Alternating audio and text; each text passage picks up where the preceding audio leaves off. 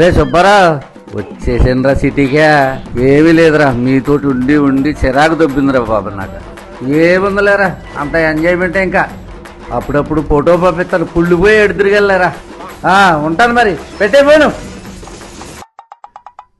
అరే పావులు, మాయా, మీ ఇంటికి వచ్చానురా.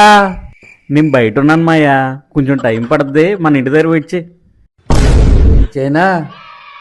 నేనేమన్నా మీ ఇంటికి కాపలా కుక్కను అనుకుంటున్నావేంట్రా? పెట్టేపోను. మరి రాజమండ్రి మేలండి ఇంటికి వెళ్తాను.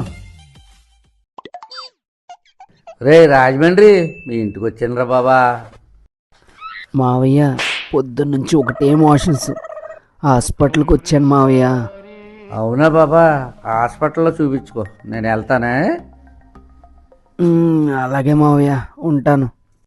సరే, అది మొఖం కడుక్కుని వెళ్దాం.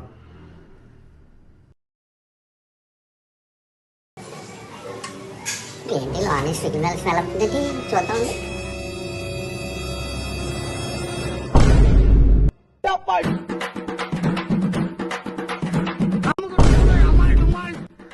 ఆడే ఎదవనుకుంటే ఆడికంటే పెద్ద ఎదవలా ఉన్నారా బాబు. వీడ ఇద్దరికిద్దరు దొంగన కొడుకుల్లాగా తయారయ్యారా బాబు. మా సుబ్బారావు చేద్దామండి ఫోను.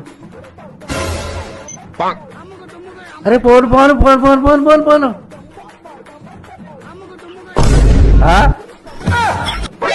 అరే నా bag bag bag bag bag. అరే నా బ్యాగ్ రా బాబు. అమ్మా, అరే నా చెప్పులు రా బాబు. ఓర్నియం, వదిలితే ఒంటి మీద బొట్లు కూడా పట్టుకెళ్ళిపోయేలాగున్నారా బాబు.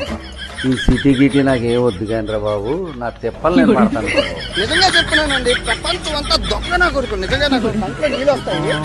దొంగ నా కొడుకులండి, దొంగ. ఎవరిని నమ్మడానికి వీల్లేదు, ఎవరిని